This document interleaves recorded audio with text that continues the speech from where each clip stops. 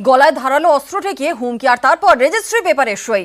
এভাবেই 6 কাঠা জমি দখল। তমলুকে এমনই চাঞ্চল্যকর অভিযোগ তৃণমূল নেতার বিরুদ্ধে।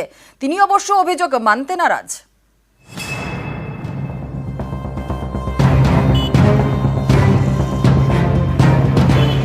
পূর্ব মেদিনীপুরের তমলুকের ঘোড়া ঠাকুরিয়া রাস্তার পাশে বিঘার পর বিঘা জমি। এখানেই 6 কাঠা জমি দখল করে নেওয়া হয়েছে বলে অভিযোগ। তমলুকের নারকেলদার বাসিন্দা আত্মরঞ্জন জানা ঘোড়া ঠাকুরিয়ায় তার 6 কাঠা জমি রয়েছে। রাস্তার পাশেই জমি, ভেবেছিলেন বিক্রি করবেন, দাম প্রায় 50 লক্ষ টাকা। তার আগেই বিপত্তি। অভিযোগ, সম্প্রতি আত্মরঞ্জন জানাকে তুলে নিয়ে যান এলাকার তৃণমূল নেতা তারকনাথ জানার লোকজন।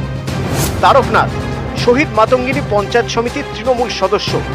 আত্মরঞ্জনকে একটি ধাবায় 2 দিন আটকে রাখা হয় বলে অভিযোগ। এই অভিযোগ, গলায় ধারালো অস্ত্র ঠেকিয়ে জমিটি তৃণমূল নেতার নামে লিখে দিতে চাপ দেওয়া হয়।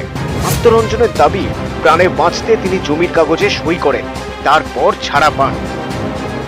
জায়গাকে বিক্রি করার প্রহসন নিয়ে চাকু ছুরি দেখিয়ে জোর করে ছিনিয়ে নেওয়ার পদ্ধতি। কে এইসব করেছিল? তারকনাথ জানা আর উত্তম গায়েন লালু।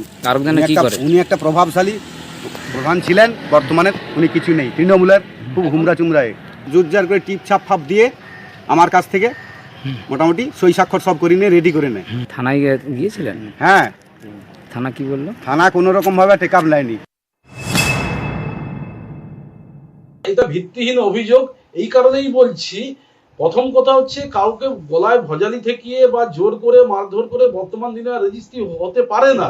তো ফলে ওনাকে যদি ভয় দেখিয়ে রেজিস্ট্রি করে নেই, ওখানে তমলুক এডিএসআর অফিসের পাশে কোর্ট চত্বর আছে, তার একটু দূরে থানা চত্বর আছে। এই মিলননগর চত্বর এলাকায় বিজেপি আশ্রিত কিছু জমি জায়গার দালাল আছে, ঠিক আছে? সেই দালালরা ওনাকে ভুল বুঝিয়ে আমার নামে এইসব বদনাম করতে চাইছে। জমি দুর্নীতি নিয়ে এমন অভিযোগ, মারাত্মক অভিযোগ, যখন অভিযোগকারী পুলিশের কাছে দায়ের করেছেন তখন কিন্তু অভিযোগ অস্বীকার করছেন অভিযুক্ত।